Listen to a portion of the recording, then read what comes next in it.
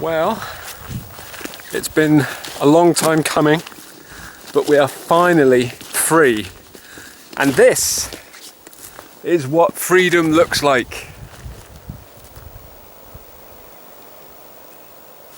Restrictions were lifted midnight this morning, which means we can now go anywhere in Scotland. So where do you go? Where have you been dying to get to the last few months since we all locked down again in, well, however long ago it was for your local authority? For me, that was probably October, so I think that's probably the last time I was able to get away to some, substantial hills.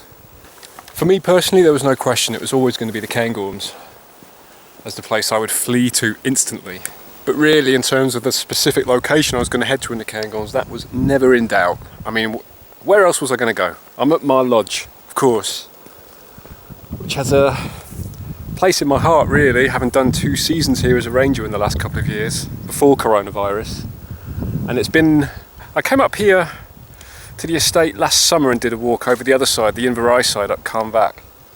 But this is the first time I've been up this sort of, this side where all the woodland is regenerating since I finished up here over nearly 2 years ago, a year and a half ago.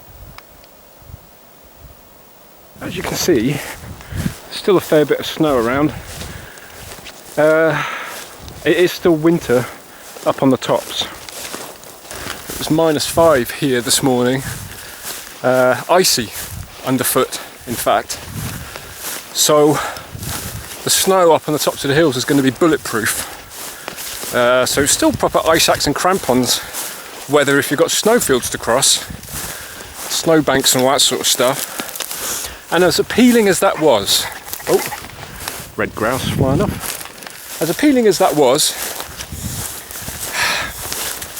it's not what I wanted from the first day of freedom, I suppose. It was tempting to sort of head up in the Larry Grew or something like that, and up onto Devil's Point or Ben Macdui or one of the big hills where you're guaranteed snow. But it's a few things really. I'm not sure my hill fitness is really up to it, to be honest. I don't know. I doubt it. I doubt it is. As much as I've done lots of snowy walks this winter locally in Fife and Kinross, it's not quite the same. Not the same length of days, and these are long days in this part of the world. So I decided not to do that, but also it's going to be busy. It is going to be busy, and I didn't want to be didn't want to have hordes of people around on the paths up Munro. So I've come up Bhalg again, which is a hill I've done a blog from before a couple of years ago. It's only about 668 metres high, so it's modest. I've climbed bigger things in the last few months during lockdown, but this is quiet. And so far, I've been walking a couple of hours and haven't seen anybody, and don't expect to. Plus, I'm in no rush. Don't really want to be hiking out and back for 10 hours. Quite like to just be taking my time, just to take it all in. Now that we're back, that's the top up there. Small cairn at the top, not far.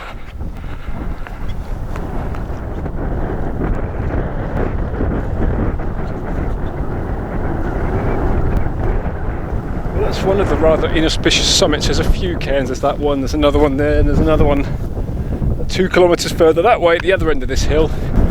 And this one ranks highly, and probably ranks as one of my favourite anywhere in Scotland, I think.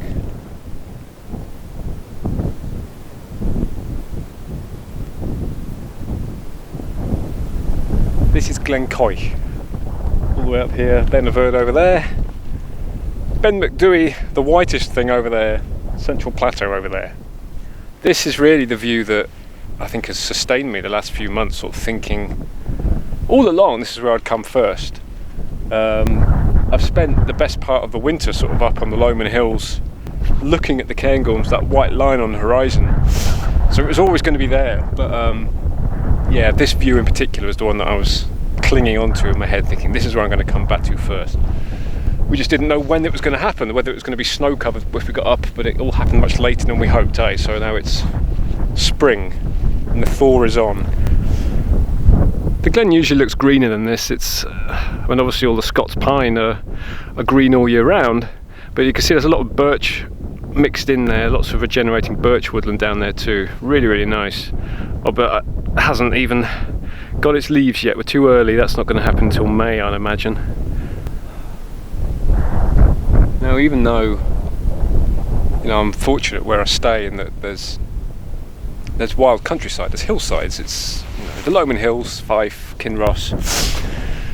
It's not urban really, so there's lots of countryside to enjoy and hills to enjoy, but it's just this is just on such a different scale, and just to be able to sit and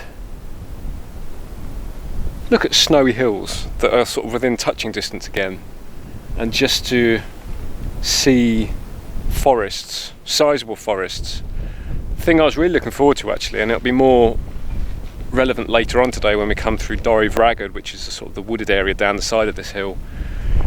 Really looking forward to just that smell of Scots pine in the sun, and sitting here and hearing the river down below, and it was the same on the other side with the Dee, just that sound of a roaring river, a big river. You know, I've had flowing water, running water in the burns and that I've had lots of river walks recently, like the Water of May in Perthshire and other places like that, Glen Quoich in Kinross, but it's not the same as having, you know, a big mountain river and that noise, that constant roar. It's not the same as a sort of a trickle of a burn, is it? Really, really nice to have all these elements coming together again on a walk. You know, I've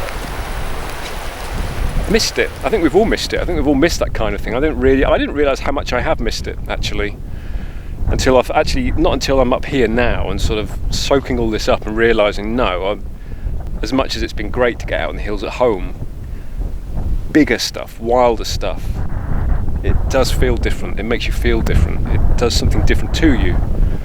Just so glad I had the day off anyway. This is my day off. This is my day off every week, a Friday. It just happened to be the day that lockdown got eased. So lucky.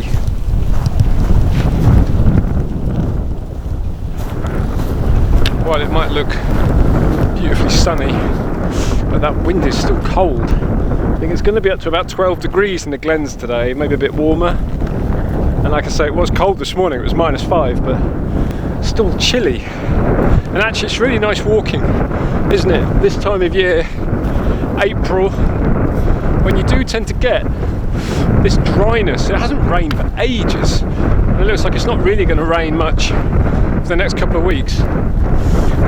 So it's that stable period you get after the turbulence of winter and the return of the Atlantic westerly winds sort of in June time.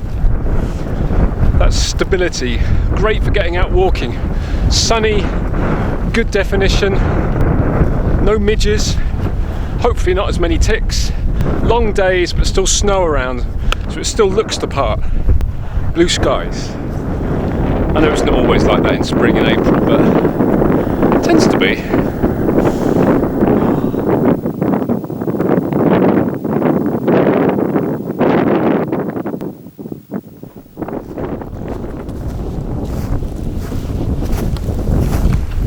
It's so good to see, you know, I mean these are,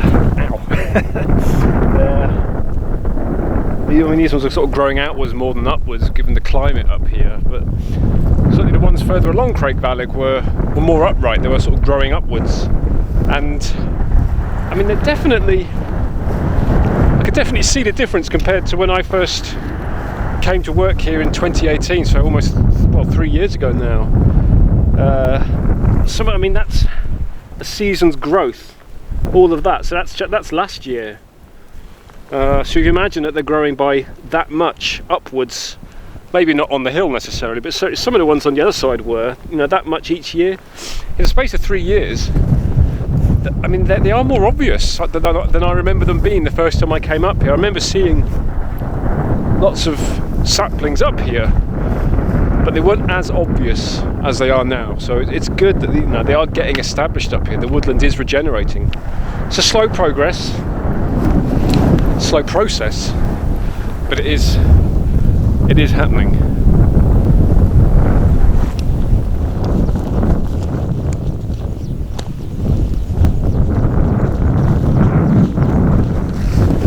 Past the extremely photogenic tree from all different angles, different times of year, different light, different shadow. It's always a source of inspiration when coming up here to take photos. Peculiar.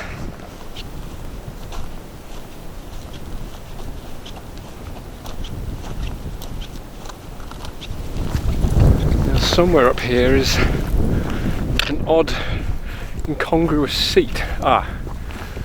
It's way over there.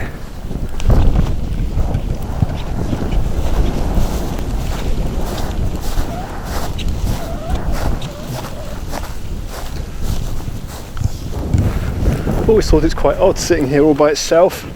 Who put it here and why? But there's no denying it's a nice spot to take in the view.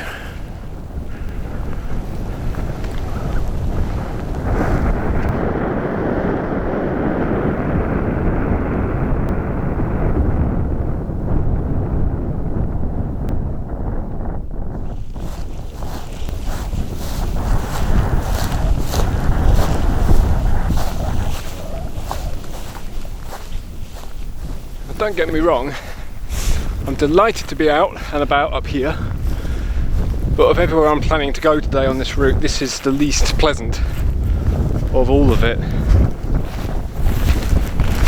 So, I mean, it's dry, the lichen and grass are crunching underfoot, but it's really, really boggy. All of this, you can just see it, just the whole flat top of this hill, this is plateau of bog, very squelchy. In anything other than very dry conditions, it's just absolute hell, and not immensely enjoyable just now, but it's a means to an end, I suppose, trying to get over here.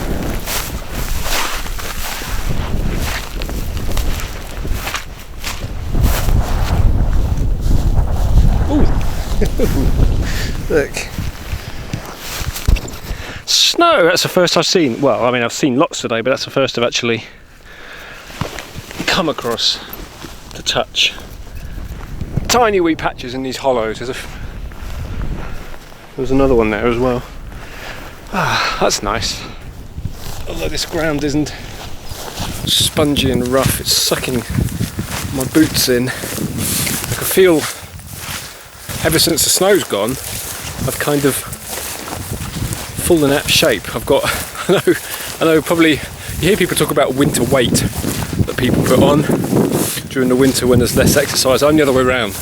I have summer weight. As soon as the strenuous winter walks are gone, I start podging out a bit. I can feel it. I can feel the sluggishness. But this is Clais Fhearnaig. This is a meltwater channel, a glacial meltwater channel. And just look at that. How's that for a lovely view today on a sunny spring day? Beautiful. It's quite a striking feature. When you go that way, which goes to Glen Quoich, the channel sort of swings. The glen goes that way, then it swings right, and then left like a zigzag. So it's completely hidden from view. When you're that side, looking up here, it just looks like just a normal hillside. You'd have no idea it was here from that side. And then over on the Quoich side, going to Glen Quoich, it's quite a bit lower than where we are here. So even down there, looking up, you have no idea it's here either. So it's this gem hidden away up here. It's really nice. Nice little spot. It's interesting actually how the contrast in temperatures along here, especially on this side, which is only just come out of shadow. I mean, it's warm in the sun, but bordering on hot when you're exerting yourself and out the wind. But all the moss is, you can feel it underfoot. It's rock hard because, you know, because if it's frozen, it was -5 last night. So it's just real, it's that contrast you get this time of year of extreme cold in the shadows and heat and sun and sunburn and sunstroke and dehydration in the sun on the hills. Anyway, plans. I was planning on going up here, going straight up and up a hill, the next hill along, which is bigger than Creag actually, so a bit of ascent from here, and then beyond that I was hoping to dip down to this Bhalg and then come down to this little lochen, and it's not on the way to anywhere. Little lochen called, I think it's either Bhalg or Bhalg, I'm not sure. Pol and then BHAT, so it's either Vat or Bat. Don't know. Do tell me if you know. But there, it's not like I said, it's not on the way to anywhere. It's a place you'd have to make the point of going there to visit it. It's not on the way to anywhere, and it's part of the estate I've never been to. So I thought I'd go there, but I really can. I can feel it in my legs. The lack of stamina for this kind of walking, this kind of rough Cairngorms, heathery, off-path walking. It's not so bad when you're up top, like on Creag back there, you know, when you get the short heather, the short cropped heather. Once you get up there, it's actually all right, but it's going to be quite rough getting up to it, I suspect. And then the walk out from Bhalg down the Dú Glen and into Glen Quoich is pathless, I think. Long heather and quite rough. And I'm not looking to overly exert myself today. It's the first day of release from lockdown. I think this will probably be enough actually, because also you've got to bear in mind I've got a long drive home, which I haven't had for months. How I've had fairly demanding walks, but then just 25 minutes drive home, or I've walked back to my door. So now I've got a 2-hour drive home. I'm sort of out of practice in what it's like to actually have a long walk and then drive all the way home again. So I think I'll make it do to actually stop in the Fhearnaig down here and then head back out through joyous, which is the beautiful pine woodland on the way back to my lodge.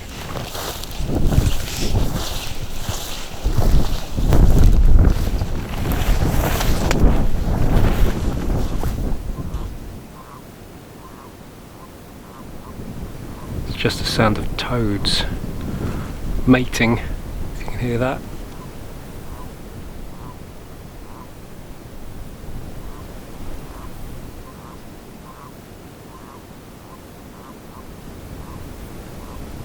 Cutest little noise, really loud. Thing's so small, you know, it travels a long way, especially over water. The sound really carries. It's amazing the noise they make when they're mating. But yeah, it's a cute little noise, little squeak. Toads, it's funny.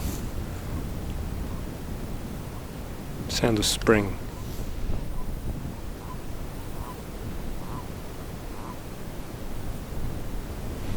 Sitting thinking really. I was going to stop for something to eat, some coffee, but I think I've changed my mind what I'm going to do, because I was going to head out that way into Glen Quoich and left and then towards joyous and then down to my lodge. But what I'm actually going to do is, because I quite like to walk alongside a river, and you do get near the river if you go that way, but you're not right next to it. And at least if you go down this way into Glen Quoich, you're right next to the river. Feet dippingly close at points, so I think that's what I'll do. I think I'll head down in there and have something to eat down there, and then walk out of Glen Quoich. I mean, that way's beautiful, this way's beautiful, everywhere's beautiful, but Glen Quoich especially is worth seeing, and I don't think I've done it in a blog before, so I think I'm going to do that. So onwards.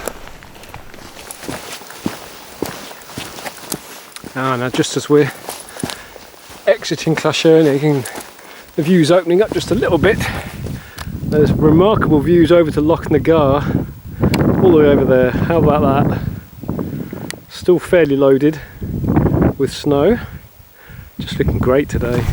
And one last view back the way, back all the way through.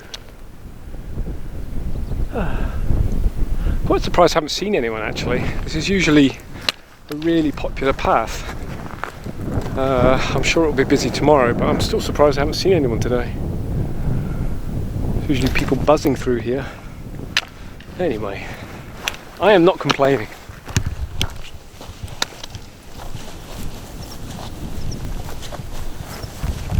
You're wondering about the strange fence post in the middle of nowhere, the gate. It's back from when there used to be horses kept up here for stalking. And they're not using horses here anymore.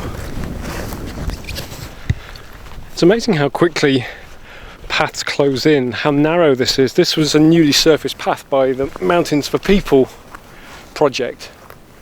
And I remember it being much wider than this, but it's quite scary, isn't it, how quickly just left. When did I go in? 2018 I think I went in, and already it's got quite narrow and quite eroded. But that is the problem, I guess, is when you do get heavy rain like we get these days.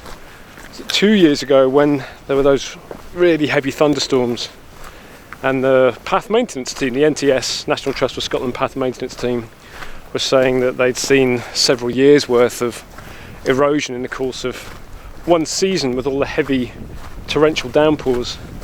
It is a problem for upland paths like this, how to actually future-proof them. And there's only so much you can do, really.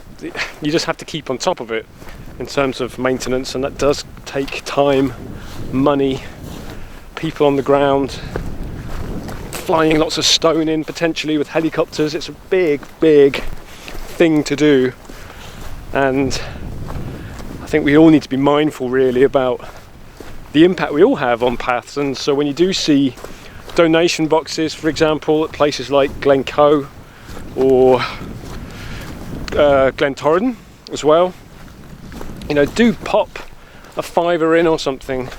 Or you can do these things online these days. You can give money to charities for upland path repair. Do it, because this is for all our benefit.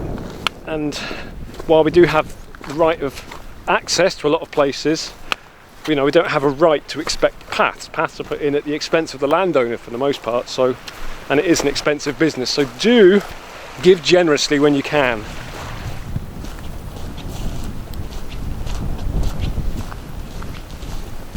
Okay, well, this is the usual picnic spot.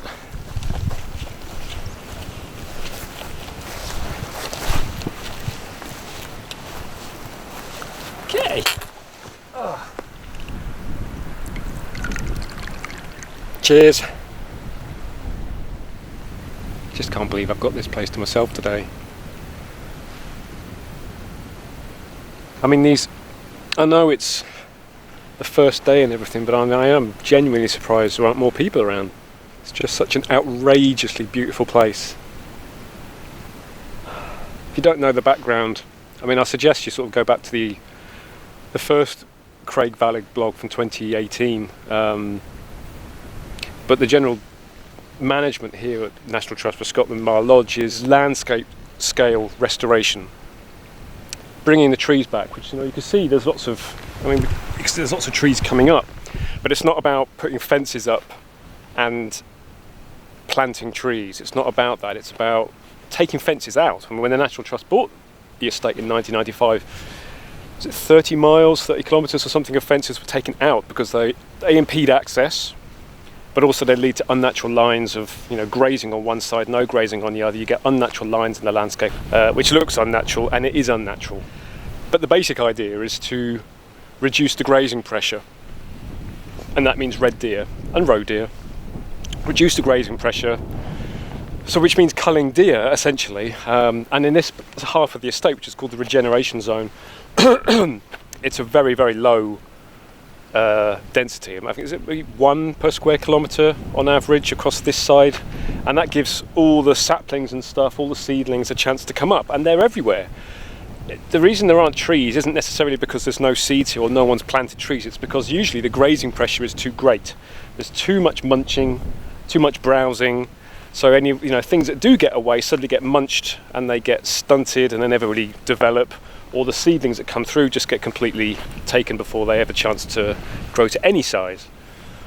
So the fruits of that are now plain to see, and the fact that it's been like this now for over 20 years, and there are trees popping up everywhere. Well, I mean all over the estate geographically, but you know, there's big areas like this where you can see there's not really much happening. So you tend to get things in clumps, or where the ground's been disturbed, or on the gravel stuff over there by the river where you've had lots of disturbance from floods. You can see over there's loads of trees coming up, but they are coming. I mean, and it's quite striking, some parts of the estate you go to, how much stuff is coming through, and it's all meticulously studied. You know, what's coming up, where, why is it coming up over here but not over there? Is there anything we can do in terms of disturbing the ground to actually assist more stuff to come through? All this stuff is researched, and it's all surveyed, catalogued. There's massive long data sets stretching back years and years and years, and it's starting to form a picture of how you can enact change on a scale as big as this, and you know, and what's being learned here is being used elsewhere, and vice versa, because there's lots of other landscape scale restoration projects going on in the Cairngorms. If you've heard of Cairngorms Connect, which is a big sort of group of estates and landowners who are doing a similar thing, restoring, you know, ecosystem functions and environment on a landscape scale, massive scale, biggest in the UK. My lodge isn't part of Cairngorms Connect, but they're doing the same thing here. I mean, it will take decades, hundreds of years, before you sort of get a landscape that looks and feels natural, I guess, whatever that is, whatever natural is these days, because there are a lot of plantations. I mean, you can just see over here, plantation over here, there's quite a few plantations. That is Scots pine in there, at least it's the right species, but these things are very, very densely packed and do need thinning, these plantations, which is why these logs are here, I imagine. I'm a bit out of touch with what the estate's doing with plantations at the moment, but there's quite a few plantations. There were Sitka spruce ones too, they've been completely taken out, but the Scots pine ones here, because it's an excellent seed source, these are staying, but they do have to be thinned. You do have to go in and sort of selectively remove certain trees to give light for the other ones to grow. Okay, move on, walk out the glen. Incidentally, all that goes to the estate biomass plant, so the estate is self-sufficient in terms of its heating for the buildings in the lodge, so it all stays on site. Just as a point of reference, those larch on the slope over there, might remember back to the beginning, standing above those right on the first ascent of Creag Bhalg, so that's where we were standing, looking back down the glen all the way up here.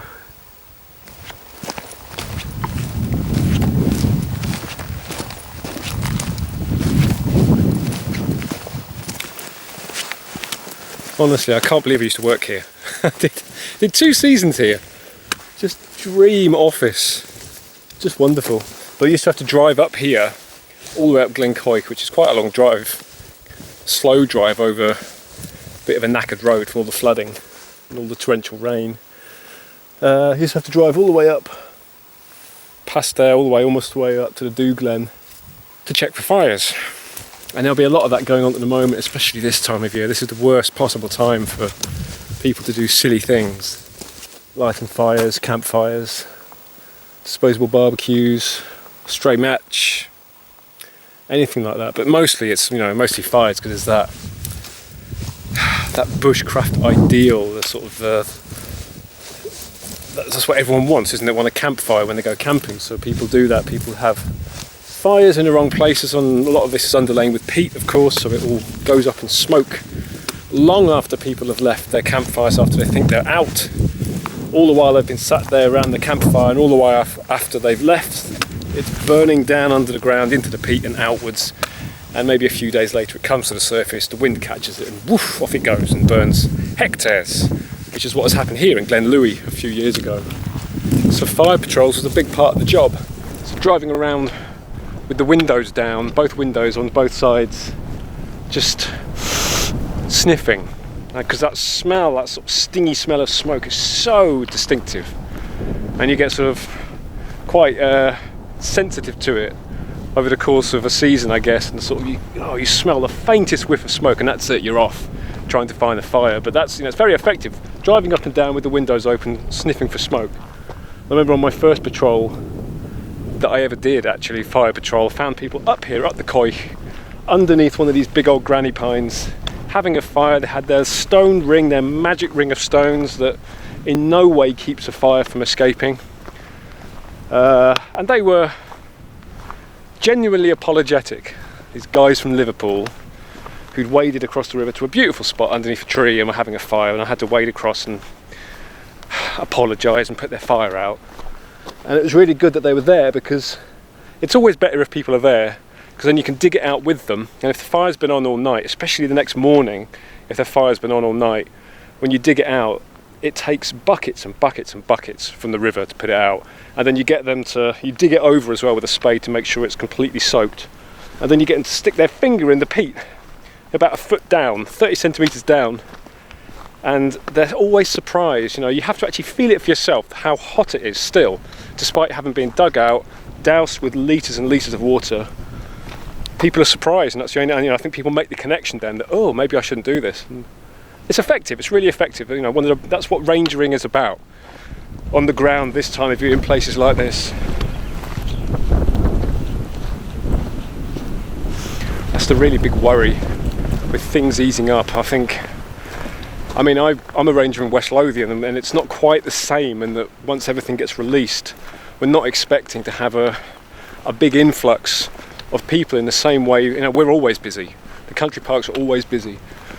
But we're not expecting a big release in the way that somewhere like this, or Glenmore over the other side, or Glen Quoich and the North Coast 500, you know, they're going to get deluged, for want of a better word. And it is a worry, because there's been a lot of focus in the news recently about giving money into ranger services and toilet facilities and camping facilities and motorhome facilities. It's all, you know, something good's come from the pandemic in that sense. It's the value of the outdoors and the value of the people who patrol the outdoors and make provision for tourists. So that's good that that's come from it, but ranger services are nervous about what the next few months are going to bring.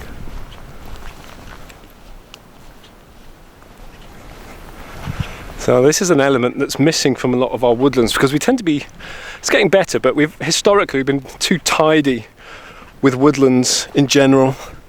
So standing deadwood like that, a tree that's died and is still there, just an incredible habitat, a home for so many species. It's a mind-boggling number of species make their home either directly in wood or feed off creatures that live in wood. It's just a bonkers proportion of woodland of all species in a sort of a forest habitat need dead wood in some way, shape or form for their survival. And you have dead wood isn't just dead wood as one type. You have got various different stages. So see, that's dead wood on the ground, that's dead wood standing up, and you'll have dry areas and wetter areas. You'll have dead wood that's in an advanced state of decomposition. You have dead wood that's only just fallen. You'll have wet stuff, you'll have dry stuff. All the snow we've had, you know, the almost record-breaking amount of snow that they've had in the Cairngorms this winter, such that no one could even get out to go skiing. It was that much, it was like a metre. All that weight on trees brings lots of limbs down, and people think that's a shame. Oh, these beautiful old trees being wrecked. But no, you need that new fall of dead wood. It's great for nutrient recycling. All the nutrients get recycled into the earth, keeps carbon keeps carbon locked up as well, and it's great for all the species that live off it. So it's a really, really important component in a woodland. But you can see how freely and how desperately trees want to grow in glens in Scotland. See how readily they grow on the roadside. I mean, there's a good reason for that. It's because when the road is put in, the ground is disturbed and it gives seeds a chance to take. And as I was saying, it's not just coniferous species, it's not just Scots pine, it's everything else besides. You know, you tend to think of Caledonian woodlands in popular media as being sort of pine forest, Scots pine forest, but it's not the case, and it should be a healthy mix of deciduous and conifer species. So you've got all this birch along the edge here, which obviously birch seeds incredibly well. Not as long lived as other trees, but it seeds quickly. But you see, it's not quite so obvious this time of year when there's no leaves on it, but it's had to be cut back, which is great, because it shows that it is coming back. And it would be the case that you drive up this road, up this track, and the kyle's getting whipped by, you know, the canopy closing in, which is really good. That's what you want. But not just like, you don't just want it along the roads though. You want it, ideally you want it sort of spread evenly, which it is gradually doing. Well, I think it is just worth sneaking into a gap. Just so let's go along here, just so we can see that lovely view out to Loch Nagard down the glen. How about that?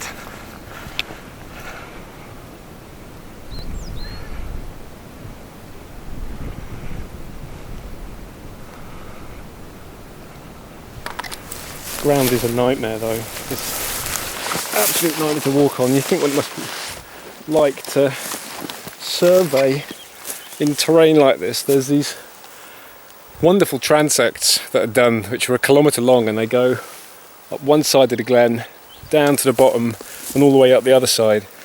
And as you go down, you do them in 100-metre sections, and you draw, I think maybe they're 20 metres wide. So like a 1 kilometre long, 20 metres wide, or something like that. And all the way you go, you record. You do the same one every 10 years, and you record and map the canopies of all the trees, how much deadwood. You map the deadwood on the ground, so you get a view of how the distribution of deadwood changes over time. Really interesting, you know, but just a bitch to do, walking through stuff like this, because it has to be a straight line, and you have to do it the same straight line every time. It's fun.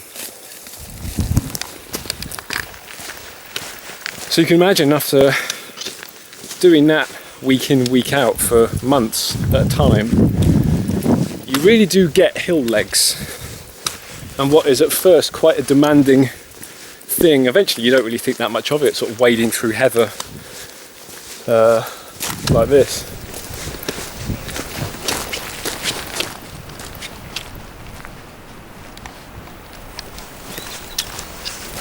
God. See, I've not been up here for a few years, and that, I mean, that's just, see, the bottom of the glen is now green, where you've got, you know, there's loads growing there, there's loads growing there. The glen is greening up. There, look at that, all regenerated naturally, all naturally seeded by itself along the river and along the slopes. Oh, it's great. No, it's in such stark contrast to, I mean, pretty much every glen in Scotland. There's a lot of this sort of thing going on now elsewhere, but generally speaking, you know, most glens are sort of treeless, barren places. It's just, you could go to a lot of glens in Scotland 10, 20, 30 years later again, and you wouldn't notice any difference. They wouldn't look any different at all. The word that, you know, describes this and springs to mind somewhere like this is, you know, it's dynamic. It's changing all the time. Such, you know, to the point that, having not been here for 18 months or so, I can see the difference. I can see how much growth. I mean, you look at, again, talking about Scots pine, you know, here to here, that's, you know, almost a foot, and that was last year. So the last time I was here, it was probably there, maybe. So it's put on over a foot. So all these trees have put on over a foot since I was last here. And not just going up, you know, they put on the bulk going outwards as well, going out the way. So there's just more green around, and you can see it. Everything's getting greener. And as if to illustrate how dynamic a place it is, this is the new access road, which goes much higher up the hill. And it goes quite a way up the hill, because the old road went through here, and I want to stay close to the river, to be honest, so I might try and see if we can actually still walk down here. But yeah, if you get further along, the road was washed out by floods in 14, 15? But yeah, this used to be the road, this used to be the old road. And there's the turf that was taken off there. It's an example of how to build hill tracks rather than leaving ones that leave lots of erosion and aren't finished properly. All the turf was taken off and it was laid on top of the old road, and it is already taken by the looks of it, which is good.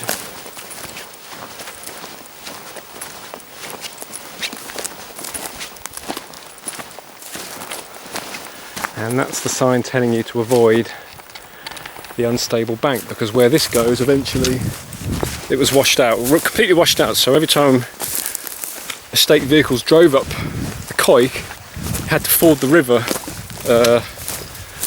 over here, driving through gravel, and of course you couldn't do that when the river was in spate, so it was a hindrance to estate work. So that's why the new road has gone, I mean, it's a massive diversion, it's all the way up there, it's a long way up there, and it has to be. You need to put it high to make sure that it doesn't happen again. There's no point in just sort of rerouting it along here or even along there close to the river, because it could just happen again. Every time you get an, worst flooding in 100 years, or once in a 100-year event, another one comes along 10 years later that surpasses what you had before. So there's always future-proofing against climate extremes these days.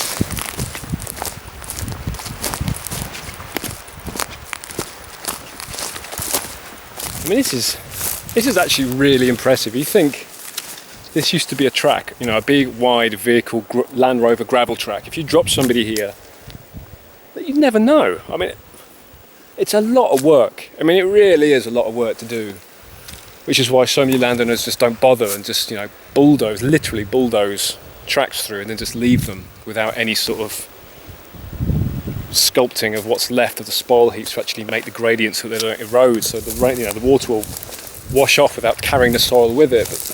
But this is this is really impressive. I knew they were doing this, but I didn't really envisage what it would look like. But it's hard to even see, because the grass is taken already after a season of growth last year. It's hard to see now where it went. So this was all from those rainfall events that year. All these cliffs going, and frustratingly, one of the tree transects that was done, it went straight through there, I think. So obviously it couldn't do that anymore. Aha, here we are, here's a bit of remnants of it. Well, the road, the ford, which has been completely covered up now since the river's flowed over it and covered it all up, but the road had to go over here, right over to the other side, and came out about there, which is always fun. But the actual road used to come, that's a bit of the old road there, so it used to go all the way along here, but all of this bank was lost. And it comes back to what I was saying about it being a dynamic environment, is that over time rivers do, flex and bend, meander. They're not static, you can't control them like that, or at least you shouldn't try to in a natural environment like this. Dynamic environment, so you want to let it do what it can. So it's another reason why this glen just feels like a dynamic place. It's doing what it wants rather than what we want it to do. Well, this is interesting. This is even more eroded than it was when I came through 18 months ago. I mean, the river's completely moved. It used to be sort of more over there.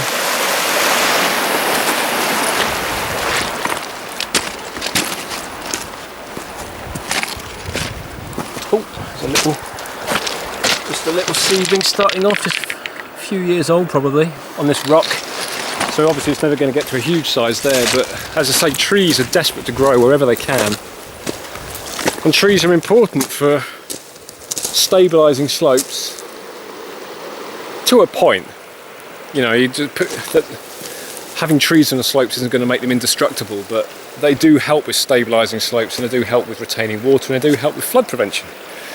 This is all important stuff. Ecosystem services, that's what they call them. The environment doing valuable jobs on our behalf for free. Things like filtering water when it passes through peat, all that sort of stuff.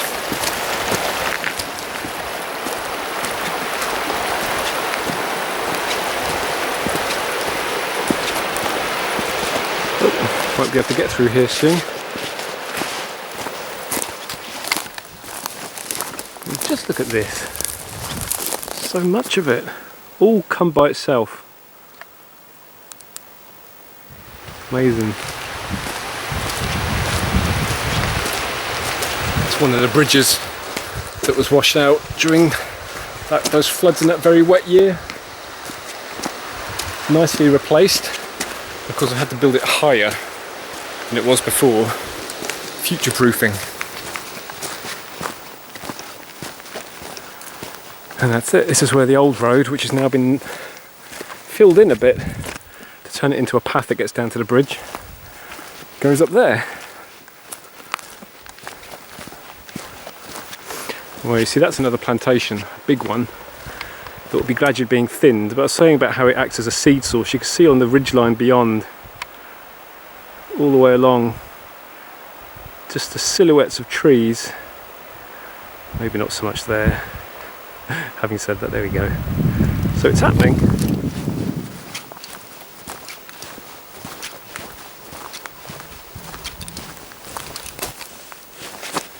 Well, I absolutely made the right decision coming out the Quoich instead of Glen Quoich. Glen Quoich is much more open than Glen Quoich is. It's not like this with quite as many old trees. And I still haven't seen a single person. Really odd. It's so quiet. I mean, all the time I worked here as well, all the times I've been here, I've never seen nobody. There's still sort of a couple of kilometres to get down to the road, but I'm almost at the end of the glen. So I don't know if I will see anybody, but it's made for quite a unique and memorable experience, actually, considering this is the sort of the freeing up after lockdown. And I did come out sort of deliberately going for land that was going to be quieter and wasn't sort of established paths necessarily, because I did want that sort of quiet reintroduction to what I've been missing, what we've all been missing. And this is beyond my wildest dreams that I could have had it completely to myself. It's unreal. Such a beautiful place. Done exactly what I hoped it would do, just going slow, taking your time, listening, looking, smelling.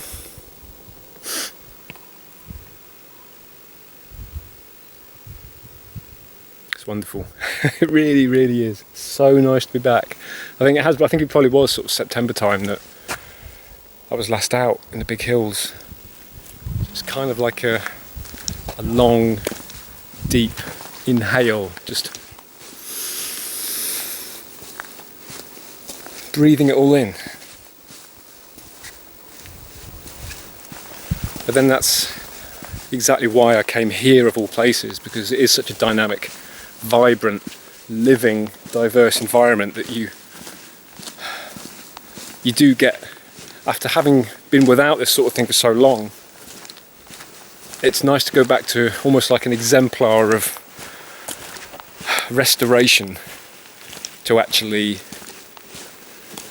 remember what you've been missing and really reacquaint yourself with it. And if anything, actually, it's pumped me up to get out over subsequent weekends before the summer really takes hold, the hot, wet summer, to go out and get back into all this sort of stuff proper. Hopefully we won't get locked down again. Imagine what a nightmare that will be. So get out while you can and enjoy it while you can. And I'll see you next time.